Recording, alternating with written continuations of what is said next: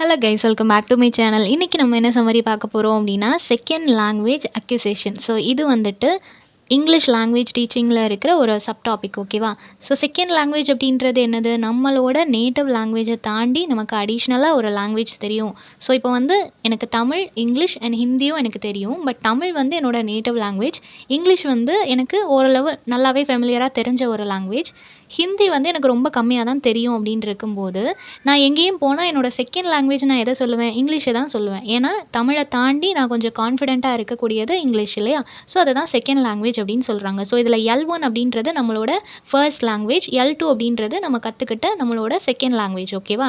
So இந்த first language நீங்கள் வந்து நேச்சுரலாகவே குழந்தையாக இருக்கும்போதே வீட்டில் இருக்கிறவங்க பேசுகிறத வச்சு நம்மளாவே கற்றுப்போம். நமக்கு யாரும் அது சொல்லித்தரணும் அப்படின்ற அவசியமே இருக்காது. ஆனால் செகண்ட் லாங்குவேஜ் அப்படின்றது வந்து நிறைய எஃபர்ட்ஸ் தேவைப்படும், ஒரு ப்ராப்பரான பிளேஸ் தேவைப்படும், ஒரு டீச்சர் தேவைப்படுவாங்க இல்லையா?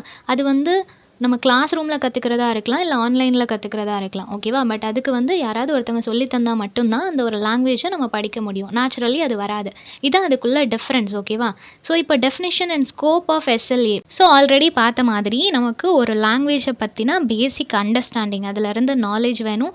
ஸ்கில்ஃபுல்லாக அந்த லாங்குவேஜை நம்ம கற்றுக்கணும், ஃப்ளூயண்ட்டாக அதை பேசணும் அப்படின்றதுக்காக நம்ம அதை படிக்கிறது, ஓகேவா? இது வந்து ஃபார்மல் லேர்னிங்காகவும் இருக்கலாம், இன்ஃபார்மல் லேர்னிங்காகவும் இருக்கலாம். ஃபார்மல் லேர்னிங் அப்படின்னு சொல்லும்போது ஒரு கிளாஸ் ரூமில் அதுக்கான ஒரு இடம் இருக்கும், அதுக்கான ஒரு டியூட்டர் இருப்பாங்க, அவங்க நமக்கு டீச் பண்ணுவாங்க. ஆன்லைன் இன்ஃபார்மல் லேர்னிங் அப்படின்னு சொல்லும்போது ஆன்லைனில் நம்ம வந்து ஏதோ ஒரு கோர்ஸ் எடுத்தோ இல்லைன்னா ஆன்லைனில் நிறைய பிளாக்ஸ் மூலமாக நம்மளே கற்றுக்கிறது, ஓகேவா? ஸோ இந்த மாதிரி 2 டைப்பில் நம்ம படிக்க முடியும். இதில் என்ன பண்ணுறாங்க அப்படின்னா, லேர்னர்ஸ் வந்து செகண்ட் லாங்குவேஜை எப்படி கற்றுக்குறாங்க அப்படின்றது. ஸோ அந்த ஒரு விஷயம் இருக்குது. தென் என்னென்ன மாதிரியான ஃபேக்டர்ஸ் எல்லாம் நம்ம ஒரு செகண்ட் லாங்குவேஜை கற்றுக்கிறதுக்கு அஃபெக்ட் பண்ணுது, நம்ம ஒரு செகண்ட் லாங்குவேஜை கற்றுக்கும் போது எதெல்லாம் நம்மளை தடுக்குதுன்றதெல்லாம் இது மூலமாக நம்ம ரெக்டிஃபை பண்ணிக்க முடியும். இன்னொன்று என்னென்னா, எதுக்காக மற்ற லேர்னர்ஸ் சில லேர்னர்ஸை விட ரொம்ப நல்லாவே சக்சீட் ஆகிறாங்க. ஸோ 1-to-1 வேரியேஷன்ஸ் இருக்கும் இல்லையா? அது வந்து அண்டர்ஸ்டாண்டிங்காக இருக்கலாம், அவங்களோட என்வரான்மெண்ட்டாக இருக்கலாம், அவங்களுக்குன்னு பர்சனலாக இருக்கக்கூடிய இன்ட்ரெஸ்ட்டாக இருக்கலாம். ஒவ்வொருத்தங்களோட இன்ட்ரெஸ்ட்டை பொறுத்து தான் அவங்க எப்படி படிப்பாங்க அப்படின்றது இருக்குது. So first language always differ from second language. Next வந்துட்டு first language acquisition versus second language.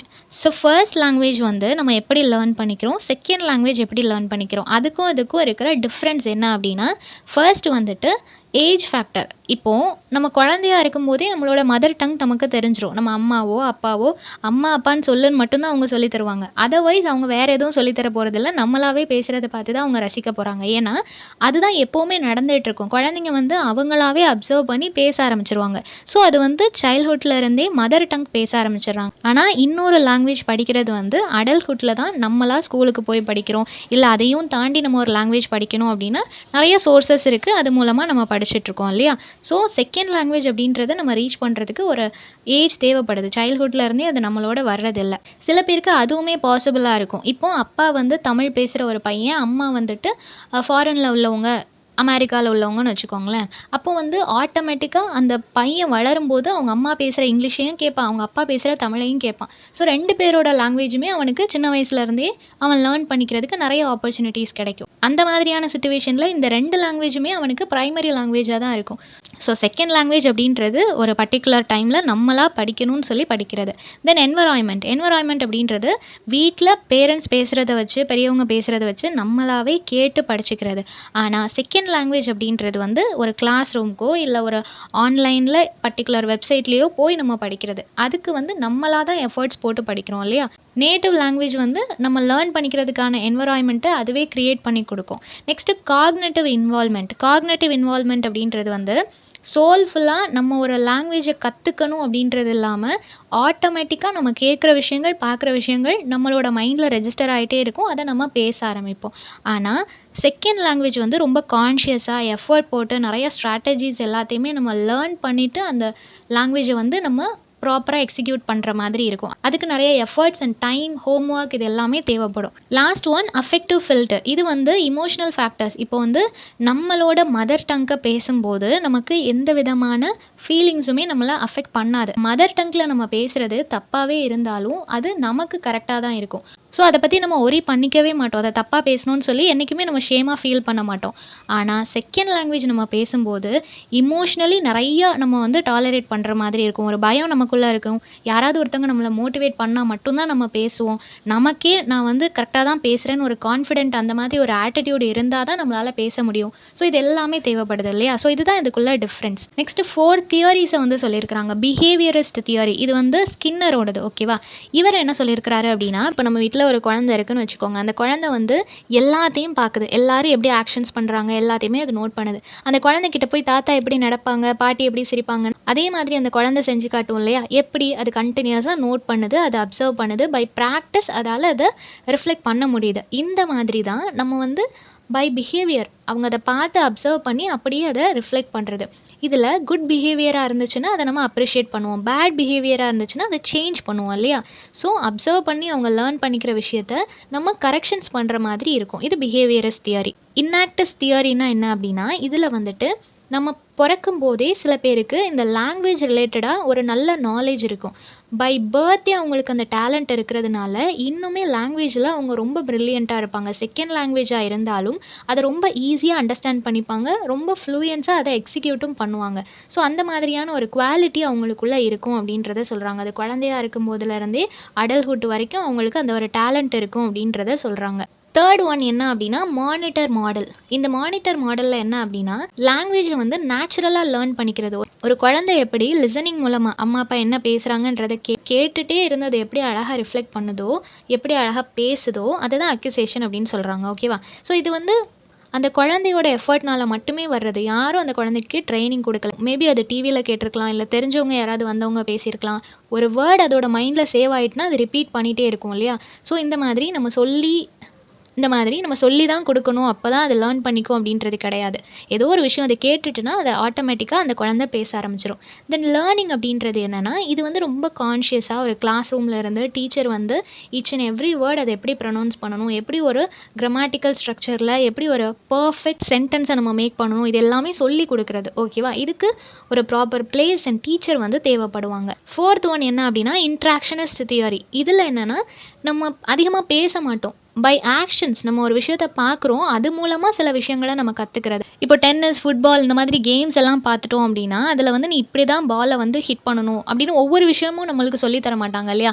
ஒரு கேம் நம்ம பார்க்குறோம், ஓகே இப்படி தான் விளையாடணும் அப்படின்ற ஒரு அண்டர்ஸ்டாண்டிங் நமக்கு வந்ததுக்கப்புறம் நம்மளே அதே மாதிரி ரிஃப்ளெக்ட் பண்ண ஆரம்பிச்சிருவோம். ஸோ அதை தான் சொல்ல வராங்க. பேசிக்காக நமக்கு சொல்லித்தராமல் ஒரு விஷயத்தை பார்க்குறது மூலமாக, லிசன் பண்ணுறது கிடையாது, அப்சர்வேஷன் பார்க்குறது மூலமாக நம்ம அதை ப்ராப்பராக ரிஃப்ளெக்ட் பண்ணுறது. ஓகேவா? இந்த மாதிரி கூட லேர்ன் பண்ணிப்பாங்க அப்படின்றத சொல்கிறாங்க. ஸோ நெக்ஸ்ட்டு செகண்ட் லாங்குவேஜ் அக்யூசேஷனோட ஸ்டேஜஸ் என்ன மாதிரியான ஸ்டேஜஸ் இருக்குது அப்படின்னா, ஃபர்ஸ்ட்டு வந்து சைலண்ட் அண்ட் ரிசெப்டிவ் ஸ்டேஜ். அதாவது நம்ம ஒரு லாங்குவேஜை லேர்ன் பண்ணிக்கணும் அப்படின்னா அதுக்கு அதை நல்லா லிசன் பண்ணணும். ஒரு லிசனராக இருந்து அந்த என்ன சொல்கிறாங்க, எப்படி ப்ரொனவுன்ஸ் பண்ணுறாங்க, ஒரு வேர்டுக்கு அப்புறம் இன்னொரு வேர்டு என்ன வேர்டு யூஸ் பண்ணுறாங்க, இது எல்லாத்தையும் ப்ராப்பராக அண்டர்ஸ்டாண்ட் பண்ணிவிட்டு அதுக்கப்புறமா அதை எக்ஸிக்யூட் பண்ணலாம் அப்படின்னு சொல்லிட்டு வெயிட் பண்ணுவாங்க இல்லையா? சில பேர் பொறுமையாக உட்காந்து லிசன் பண்ணிகிட்டு இருப்பாங்க. அந்த ஸ்டேஜ் தான் first stage.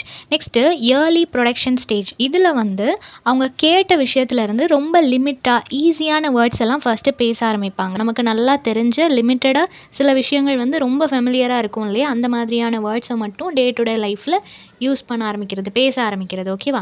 Third stage speech emergence stage. இதில் என்ன பண்ணுறாங்க அப்படின்னா, improve vocabulary and simple sentence. நம்மளோட ஃப்ளூயன்சி, நம்ம ப்ரொனவுன்ஸ் பண்ணுற அந்த ப்ரொனன்சியேஷன் கரெக்டாக இருக்கா அப்படின்றத செக் பண்ணிவிட்டு சிம்பிளான சென்டென்ஸ் எல்லாத்தையும் பேச ஆரம்பிக்கிறது.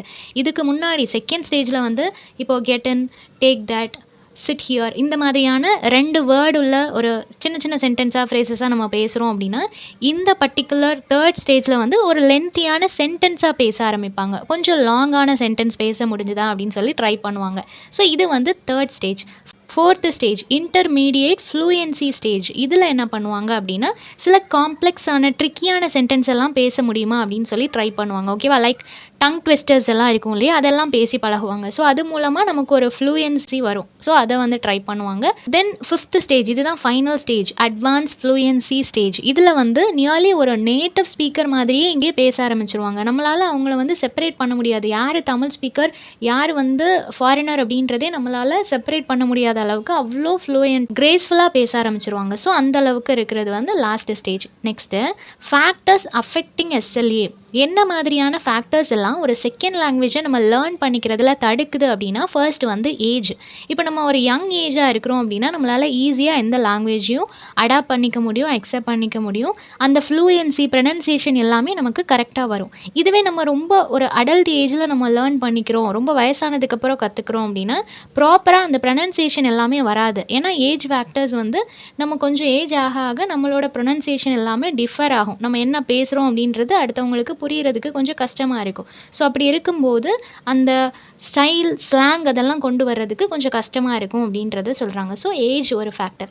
ரெண்டாவது மோட்டிவேஷன். இன்ட்ரின்சிக் மோட்டிவேஷன் அப்படின்னா பர்சனலாக நமக்குள்ள ஒரு இன்ட்ரெஸ்ட் அண்ட் டிசையர். நான் வந்து இங்கிலீஷ் லேர்ன் பண்ணிக்கணும், இங்கிலீஷில் நான் ஃப்ளூயண்ட்டாக பேசணும், மற்றவங்க ஆச்சரியப்படுற அளவுக்கு நான் பேசணும், ஃபாரினர் கூட நான் பேசுகிற அளவுக்கு என்னோட லாங்குவேஜ் லெவல் இருக்கணும் அப்படின்னு சொல்லிட்டு பர்சனலாக நமக்குன்னு ஒரு இன்ட்ரெஸ்ட், ஒரு டிசையர் இருந்தால் மட்டும்தான் நம்மளால் ப்ராப்பராக லேர்ன் பண்ணிக்க முடியும். இது வந்து வெளியே இருந்து யாராவது ஒருத்தவங்க நீங்கள் நல்லா பேசுகிறீங்கன்னு உங்களுக்கு ஒரு ரிவார்டோ இல்லை உங்களை வந்து பாராட்டுறாங்க அப்படின்னாலும் அது அந்த மொமெண்ட் உங்களுக்கு சந்தோஷத்தை கொடுக்குமே தவிர ரெகுலராக அது உங்களை மோட்டிவேட் பண்ணிகிட்டே இருக்காது. உங்களுக்குள்ள ஒரு இன்ட்ரெஸ்ட் இருந்தால் மட்டும்தான் கம்ப்ளீட்டாக உங்களால் அதை லேர்ன் பண்ணிக்க முடியும் அப்படின்றத சொல்கிறாங்க. தென் ஆப்டிடியூட். இது என்ன அப்படின்னா லேர்னர்ஸ்க்கு நேச்சுரலாகவே ஒரு டேலண்ட் இருக்கணும். ஒரு பர்சன் போயிட்டு இப்போ டான்ஸ் கிளாஸ் சேர்றாங்கன்னு வச்சுக்கோங்களேன், அவங்க அவ்வளோ ப்ராக்டிஸ் பண்ணுறாங்க, உனக்கு டான்ஸ் வரும்னு சொல்லி அவங்க பேரண்ட்ஸ் சேர்த்து விட்டுட்டாங்க, நீ கண்டிப்பாக கற்றுக்கணும்னு சொல்கிறாங்க, அவங்களும் ட்ரை பண்ணிகிட்டே இருக்கிறாங்க. பட் அவங்களால அதை கற்றுக்கவே முடியல, ஒரு கிரேஸ்ஃபுல்லாக டான்ஸ் ஆட முடியல அப்படின்னா பை பர்த் அவங்களுக்கு அது சூட் ஆகலை, அவங்களால அதை அக்செப்ட் பண்ணிக்க முடியல, அதை வந்து அடாப்ட் பண்ணிக்க முடியல அப்படின்னு இருக்கும்போது நம்ம அவங்கள ஃபோர்ஸ் பண்ண முடியாது. அவங்களுக்கு எது சூட் ஆகுன்றதை தெரிஞ்சுட்டு அந்த ஃபீல்டில் தான் அவங்க ஷைன் பண்ணணும். அந்த மாதிரி தான் லாங்குவேஜை கற்றுக்கிறதுக்கும் ஒரு ப்ராப்பர் இன்ட்ரெஸ்ட், நேச்சுரலாகவே நமக்கு அந்த டேலண்ட் இருந்தால் மட்டும்தான் அதை ப்ராப்பராக நம்ம லேர்ன் பண்ணிக்க முடியும் அப்படின்றத சொல்கிறாங்க. தென் லேர்னிங் என்வரான்மெண்ட். இப்போது மோஸ்ட்லி நமக்கு லேக் ஆகிறது எங்கே அப்படின்னா நம்ம நல்லா லேர்ன் பண்ணிகிட்டு இருப்போம், ஆனால் வீட்டில் நம்மளால் கம்யூனிகேட் பண்ணுறதுக்கு யாரும் இல்லை, இல்லைன்னா நம்ம ஒர்க் பண்ணுற இடம், நம்ம போகிற இடங்கள்ல நம்மளால் யார் கூடயும் இன்ட்ராக்ட் பண்ண முடியல அந்த லாங்குவேஜில் அப்படின்னா அது ஈஸியாக அந்த லாங்குவேஜ் லேர்னிங் எல்லாமே விட்டு போகிறதுக்கு சான்சஸ் இருக்குது. ஸோ நம்ம என்ன படிக்கிறோமோ அதை அப்பப்போ ப்ராக்டிஸ் பண்ணுறதுக்கான என்வரான்மெண்ட் நமக்கு இருந்தால் மட்டும்தான் அதை அப்படியே நம்மளால் கண்டினியூ பண்ண முடியும். ஸோ அதுவுமே ஒரு இம்பார்ட்டண்ட்டான ஒரு ஃபேக்டராக இருக்குது.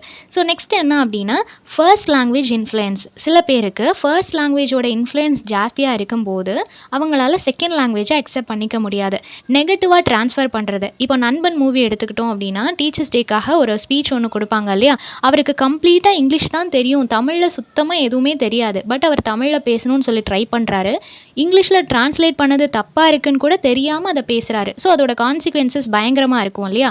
ஸோ அந்த மாதிரி தான் நம்ம ஒரு லாங்குவேஜை கற்றுக்கும் போது ப்ராப்பரான அண்டர்ஸ்டாண்டிங் இல்லாமல் நெகட்டிவாக ட்ரான்ஸ்ஃபர் பண்ணுறோம் அப்படின்னாலும் அதோட கான்சிக்வன்சஸ், அந்த எரர் வந்து ரொம்ப பெருசாக இருக்கும் அப்படின்றத சொல்கிறாங்க. Next instructional methods. நம்ம சில இன்ஸ்ட்ரக்ஷன் மெத்தட்ஸ் வச்சுக்கிட்டோம் அப்படின்னா அது வந்து இன்னும் எஃபெக்டிவாக இருக்கும். அது லேக் ஆச்சுன்னா நம்மளால் கற்றுக்க முடியாமலும் போகலாம் அப்படின்றத சொல்கிறாங்க.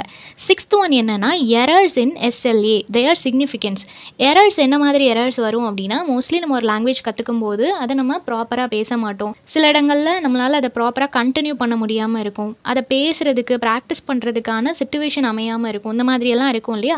அப்போ வந்து அதை டெவலப் பண்ணுறதுக்கான ஸ்டேஜஸை நம்ம க்ரியேட் பண்ணிக்கணும். அதை க்ரியேட் பண்ணலை அப்படின்னா அது லேக் ஆகும்.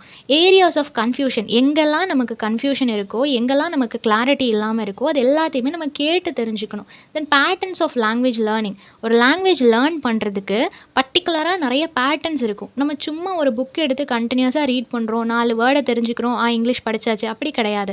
பேட்டர்ன் இருக்குது. எந்த வேர்டை எங்கே அப்ளை பண்ணணும், டே டு டே லைஃப்பில் யூஸ் பண்ணுற வேர்ட்ஸே சிம்பிளான வேர்ட்ஸ் எல்லாம் இருக்குது. எடுத்த உடனே ரொம்ப காம்ப்ளிகேட்டடான வேர்ட்ஸ் படிக்காமல் சிம்பிளான வேர்ட்ஸ்லேருந்து ஸ்டார்ட் பண்ணலாம். டெய்லி ஒரு 10 வேர்ட்ஸ், இதை வந்து டே டு டே லைஃப்பில் அப்ளை பண்ணணும். இந்த மாதிரி ஒரு பேட்டர்ன் வச்சு படித்தாலும் நம்மளால் ஈஸியாக அதை படிக்க முடியும் அப்படின்றத சொல்கிறாங்க. ஸோ இந்த மாதிரி எரர்ஸை வந்து நம்ம அனலைஸ் பண்ணும்போது எங்கெல்லாம் லேக் ஆகுது, என்ன மாதிரி ப்ராப்ளம்ஸ் வருதுன்றதை அனலைஸ் பண்ணும்போது எங்கெல்லாம் அவங்களுக்கு லேக் ஆகுது, அவங்களோட டார்கெட் லாங்குவேஜை ரீச் பண்ணுறதுக்கு, லேர்ன் பண்ணுறதுக்கு என்னெல்லாம் ப்ராப்ளம்ஸ் ஃபேஸ் பண்ணுறாங்க அப்படின்றத தெரிஞ்சுக்க முடியும். ஸோ எரர்ஸ் ஃபைண்ட் பண்ணுறது ரொம்ப இம்பார்ட்டண்ட்டான ஒரு விஷயமா இருக்குது. 7th one then role of input and output. Input அப்படின்றது என்னது? நம்ம ரீட் பண்ணுறது, லிசன் பண்ணுறது. ரீட் பண்ணுறது மூலமாக சென்டென்ஸ் எப்படி அவங்க வந்து எழுதுறாங்க அப்படின்றத நம்ம தெரிஞ்சுக்க முடியும். லிசன் பண்ணுறது மூலமாக எப்படி நம்ம பேசணும் அப்படின்றத தெரிஞ்சுக்க முடியும். ஸோ இன்புட் அப்படின்றது ரீடிங் அண்ட் லிசனிங். அவுட்புட் அப்படின்றது அதை அப்படியே நம்ம ரிப்ளிகபிள் பண்ணுறது, ஸ்பீக்கிங் அண்ட் ரைட்டிங். ஓகேவா?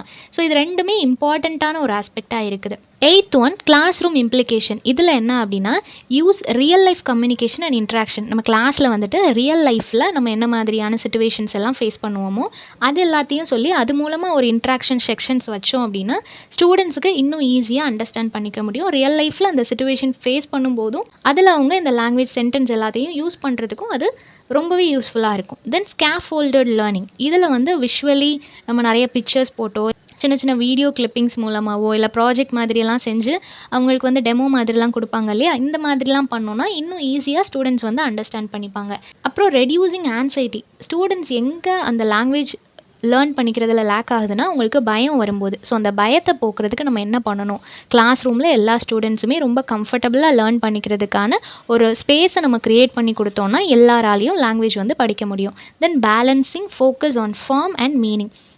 அந்த லாங்குவேஜோட ஸ்ட்ரக்சரும் மாறக்கூடாது, மீனிங்கும் மாறக்கூடாது. ஸோ கிராமர்லேயும் இம்பார்ட்டன்ஸ் கொடுக்கணும், ஃப்ளூயன்சிக்கும் இம்பார்ட்டன்ஸ் கொடுக்கணும். ஸோ ரெண்டையுமே ப்ராப்பராக பேலன்ஸ் பண்ணுற மாதிரி அவங்களுக்கு டீச் பண்ணாங்கன்னா எல்லா ஸ்டூடெண்ட்டும் சூன் அவங்க லாங்குவேஜில் எக்ஸ்பர்ட்டாக வருவாங்க அப்படின்றத சொல்கிறாங்க. ஸோ இந்த செகண்ட் லாங்குவேஜ் அக்விசிஷன் அப்படின்றது ரொம்ப காம்ப்ளெக்ஸான மல்டி ஃபேஸ்டு ப்ராசஸ் தான். இதில் நிறைய ப்ராப்ளம்ஸ் எல்லாமே இருந்தாலும் அது emotionally, mentally, social and linguistic factors இது எல்லாம் அதை இன்ஃப்ளூயன்ஸ் பண்ணாலும் எப்படி நம்ம வந்து அதை படிக்கிறோம் அப்படின்றது தான் இருக்குது. ஓகேவா?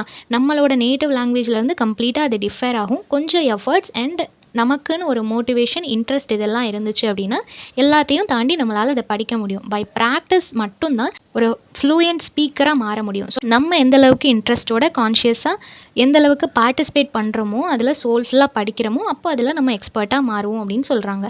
ஸோ இந்த டாபிக் எல்லாருக்கும் புரிஞ்சிருக்கும்னு நினைக்கிறேன். நெக்ஸ்ட் என்ன டாப்பிக்கில் வீடியோ போடலான்னு சொல்லி கமெண்ட் பண்ணுங்கள். தேங்க்யூ ஃபார் வாட்சிங்.